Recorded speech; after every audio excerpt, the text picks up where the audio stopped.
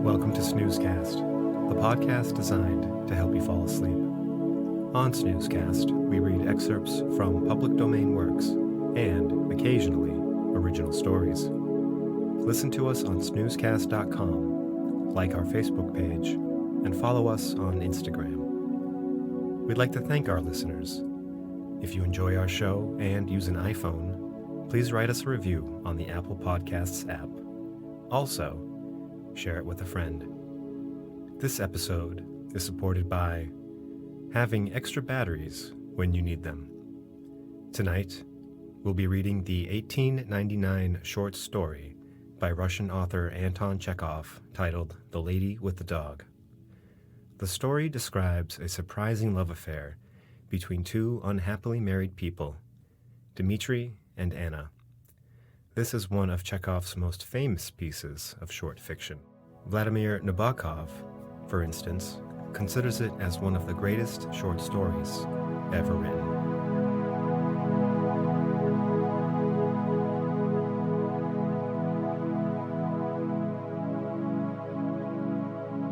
Let's get cozy. Close your eyes. Relax your body into the softness of your bed. Now, take a few deep breaths.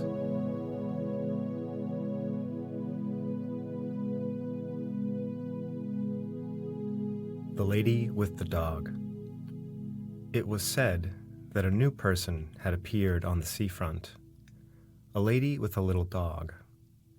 Dmitri Dmitrich Gurov, who had by then been a fortnight at Yalta, and so was fairly at home there, had begun to take an interest in new arrivals. Sitting in Verney's pavilion, he saw, walking on the seafront, a fair-haired young lady of medium height, wearing a beret. A white Pomeranian dog was running behind her. And afterwards he met her in the public gardens and in the square several times a day. She was walking alone, always wearing the same beret, and always with the same white dog. No one knew who she was, and everyone called her simply the Lady with the Dog. If she's here alone, without a husband or friends, it wouldn't be amiss to make her acquaintance, Gurov reflected. He was under 40, but he had a daughter already 12 years old, and 2 sons at school. He had been married young, when he was a student in his 2nd year, and by now his wife seemed half as old again as he. She was a tall, erect woman with dark eyebrows, staid and dignified, and, as she said of herself, intellectual. She read a great deal, used phonetic spelling, called her husband not Dmitri, but Dmitri, and he secretly considered her unintelligent, narrow, inelegant, was afraid of her, and did not like to be at home. He had begun being unfaithful to her long ago, had been unfaithful to her often, and probably on that account almost always spoke ill of women, and when they were talked about in his presence, used to call them the lower race. It seemed to him that he had been so schooled by bitter experience that he might call them what he liked, and yet he could not get on for 2 days together without the lower race. In the society of men he was bored, and not himself. With them he was cold and uncommunicative. But when he was in the company of women, he felt free and knew what to say to them and how to behave, and he was at ease with them even when he was silent. In his appearance, in his character, in his whole nature, there was something attractive and elusive which allured women and disposed them in his favor. He knew that, and some force seemed to draw him, too, to them. Experience often repeated, truly bitter experience, had taught him long ago that with decent people, especially Moscow people, always slow to move and irresolute, every intimacy, which at first so agreeably diversifies life and appears a light and charming adventure, inevitably grows into a regular problem of extreme intricacy, and in the long run the situation becomes unbearable. But at every fresh meeting with an interesting woman, this experience seemed to slip out of his memory, and he was eager for life, and everything seemed simple and amusing. One evening he was dining in the gardens, and the lady in the beret came up slowly to take the next table. Her expression, her gait, her dress, and the way she did her hair told him that she was a lady, that she was married, that she was in Yalta for the first time and alone, and that she was dull there. The stories told of the immorality in such places as Yalta are to a great extent untrue. He despised them, and knew that such stories were, for the most part, made up by persons who would themselves have been glad to sin if they had been able. But when the lady sat down at the next table 3 paces from him, he remembered these tales of easy conquests, of trips to the mountains, and the tempting thought of a swift, fleeting love affair, a romance with an unknown woman, whose name he did not know, suddenly took possession of him. He beckoned coaxingly to the Pomeranian, and when the dog came up to him, he shook his finger at it. The Pomeranian growled. Gurov shook his finger at it again. The lady looked at him and at once dropped her eyes. "He doesn't bite," she said, and blushed. "May I give him a bone?" he asked. And when she nodded, he asked courteously, "Have you been long in Yalta?" 5 days. "And I have already dragged out a fortnight here." There was a brief silence. "Time goes fast, and yet it is so dull here," she said, not looking at him. "That's only the fashion to say it is dull here. A provincial will live in Belyov or Zidra and not be dull. And when he comes here, it's, oh, the dullness, oh, the dust. One would think he came from Granada." She laughed. Then both continued eating in silence, like strangers. But after dinner they walked side by side, and there sprang up between them the light, jesting conversation of people who are free and satisfied, to whom it does not matter where they go or what they talk about.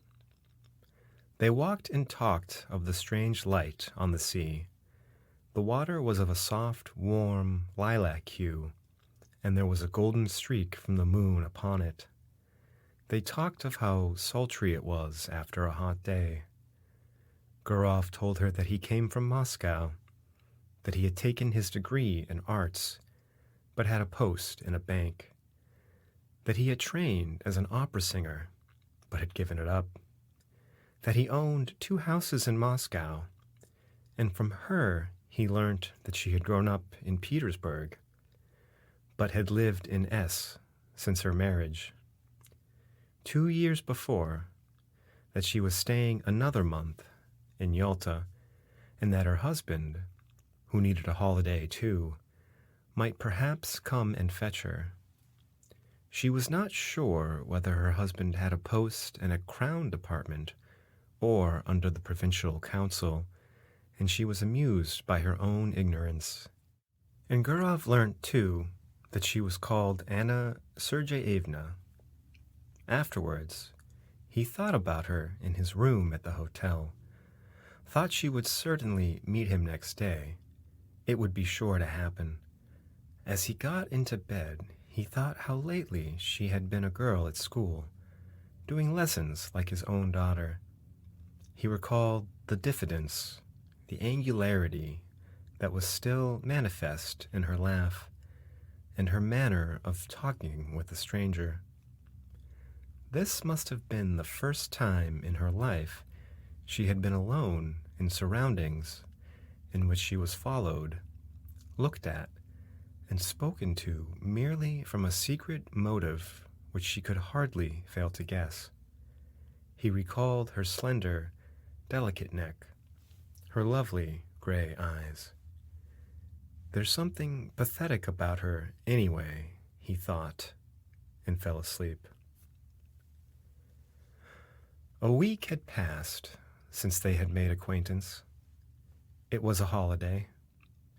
It was sultry indoors, while in the street the wind whirled the dust round and blew people's hats off.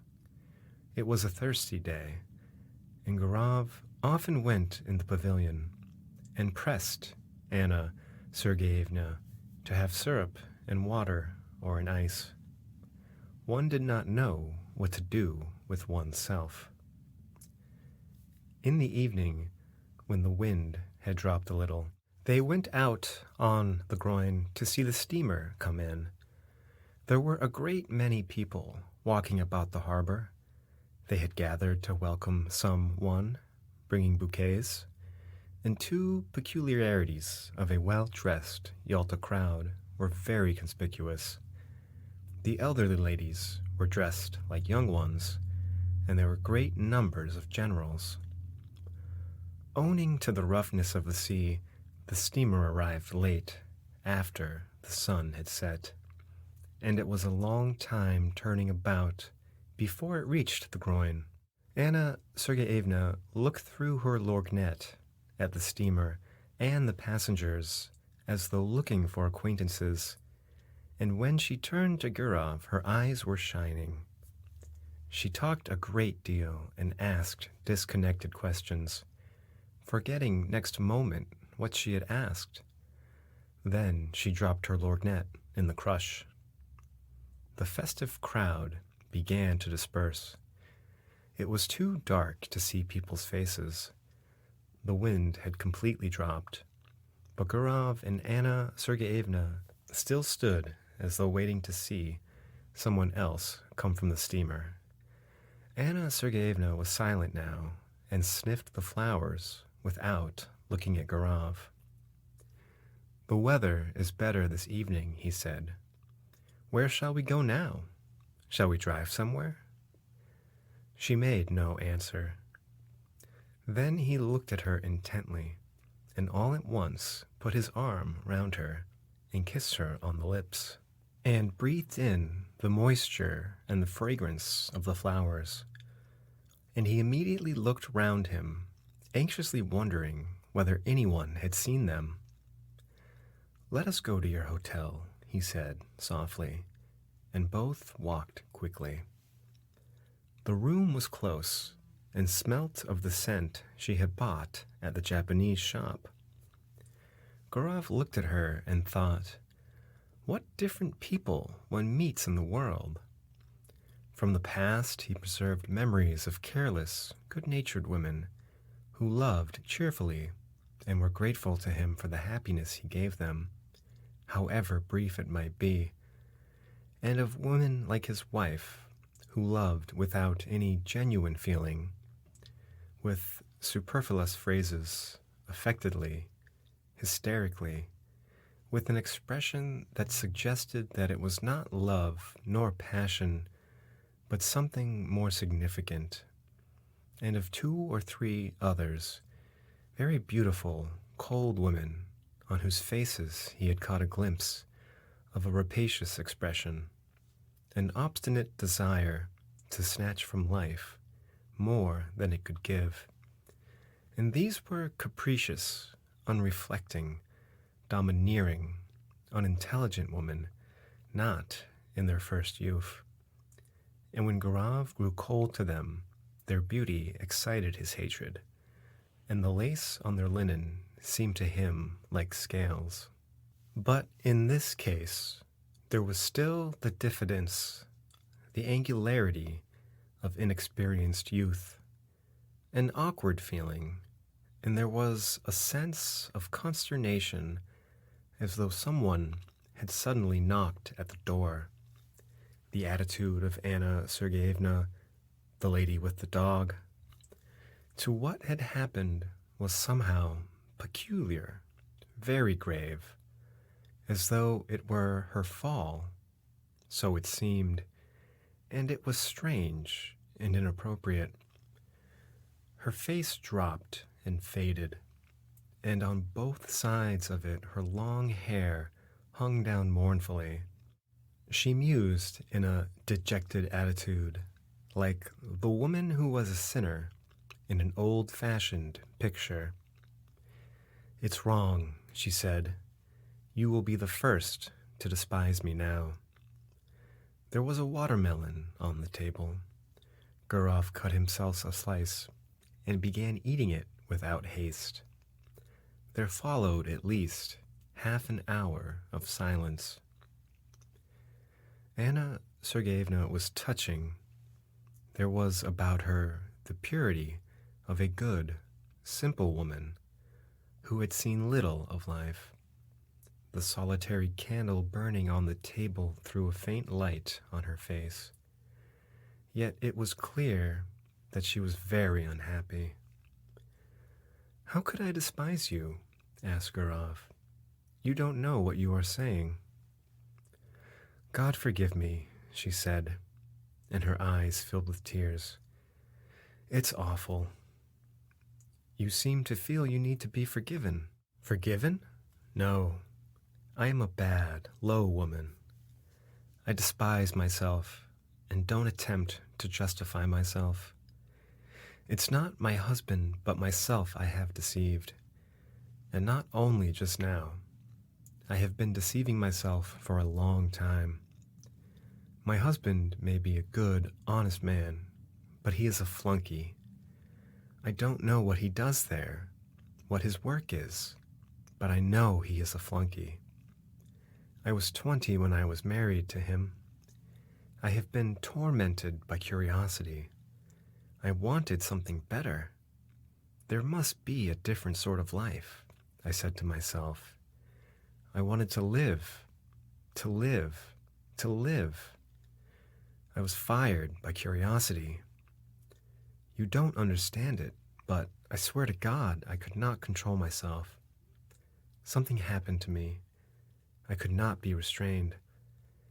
I told my husband I was ill and came here, and here I have been walking about as though I were dazed, like a mad creature, and now I have become a vulgar, contemptible woman whom anyone may despise." Gaurav felt bored already, listening to her.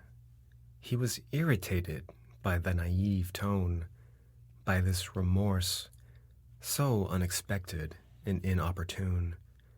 But for the tears in her eyes, he might have thought she was jesting or playing a part.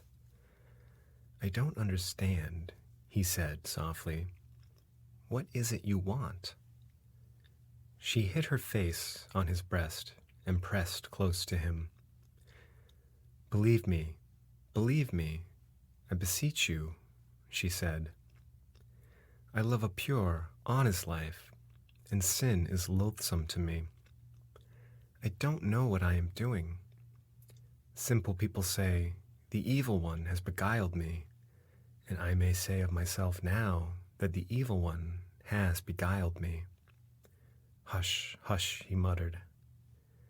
He looked at her fixed, scared eyes, kissed her, talked softly and affectionately, and by degrees she was comforted, and her gaiety returned.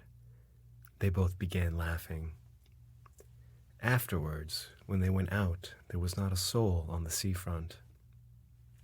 The town, with its cypresses, had quite a death-like air, but the sea still broke noisily on the shore. A single barge was rocking on the waves, and a lantern was blinking sleepily on it.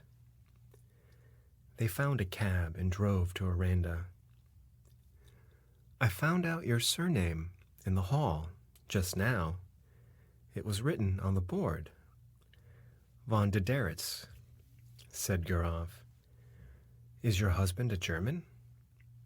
"No, I believe his grandfather was a German, but he is an Orthodox Russian himself." At Aranda, they sat on a seat not far from the church, looked down at the sea, and were silent. Yalta was hardly visible through the morning mist. White clouds stood motionless on the mountain tops. The leaves did not stir on the trees. Grasshoppers chirruped, and the monotonous hollow sound of the sea rising up from below spoke of the peace, of the eternal sleep awaiting us. So it must have sounded when there was no Yalta, no Aranda here.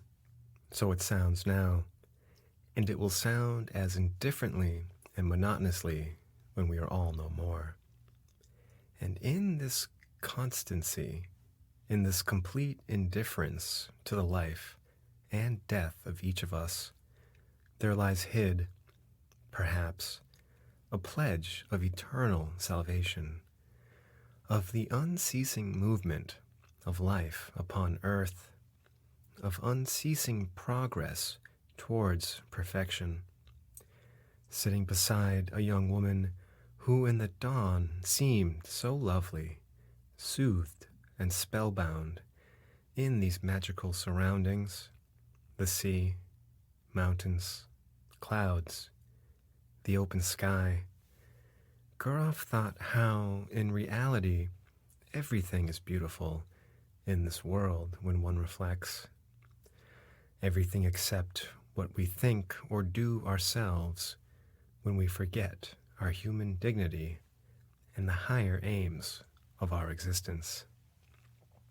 A man walked up to them, probably a keeper, looked at them and walked away. And this detail seemed mysterious and beautiful, too. They saw a steamer come in from Theodosia with its lights out in the glow of dawn. "There is dew on the grass," said Anna Sergeyevna after a silence. "Yes, it's time to go home." They went back to the town. Then they met every day at 12 o'clock on the seafront, lunched and dined together, went for walks, admired the sea. She complained that she slept badly, that her heart throbbed violently, asked the same questions, troubled now by jealousy, and now by the fear that he did not respect her sufficiently. And often in the square or gardens, when there was no one near them, he suddenly drew her to him and kissed her passionately. Complete idleness, these kisses in broad daylight, while he looked round in dread of someone's seeing them. The heat, the smell of the sea, and the continual passing to and fro before him of idle, well-dressed, well-fed people made a new man of him. He told Anna Sergeyevna how beautiful she was, how fascinating. He was impatiently passionate. He would not move a step away from her, while she was often pensive and continually urged him to confess that he did not respect her, did not love her in the least, and thought of her as nothing but a common woman. Rather late almost every evening, they drove somewhere out of town. To Orianda or to the waterfall, and the expedition was always a success. The scenery invariably impressed them as grand and beautiful. They were expecting her husband to come, but a letter came from him saying that there was something wrong with his eyes, and he entreated his wife to come home as quickly as possible. Anna Sergeyevna made haste to go. "It's a good thing I am going away," she said to Gurov. "It's the finger of destiny." She went by coach, and he went with her. They were driving the whole day.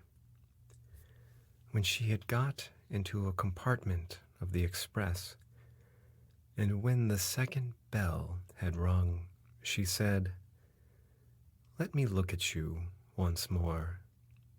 Look at you once again. That's right." She did not shed tears, but was so sad that she seemed ill, and her face was quivering. "I shall remember you, think of you," she said. "God be with you. Be happy. Don't remember evil against me. We are parting forever. It must be so, for we ought never to have met. Well, God be with you." The train moved off rapidly. Its lights soon vanished from sight, and a minute later there was no sound of it, as though everything had conspired together to end as quickly as possible that sweet delirium, that madness. Left alone on the platform and gazing into the dark distance, Gurov listened to the chirrup of the grasshoppers and the hum of the telegraph wires, feeling as though he had only just waked up. And he thought, musing, that there had been another episode or adventure in his life, and it, too, was at an end, and nothing was left of it but a memory. He was moved, sad, and conscious of a slight remorse. This young woman, whom he would never meet again, had not been happy with him. He was genuinely warm and affectionate with her, but yet in his manner, his tone, and his caresses, there had been a shade of light irony, the coarse condescension of a happy man who was, besides, almost twice her age. All the time she had called him kind, exceptional, lofty. Obviously, he had seemed to her different from what he really was, so he had unintentionally deceived her. Here at the station was already a scent of autumn. It was a cold evening. "It's time for me to go north," thought Gurov as he left the platform. "High time."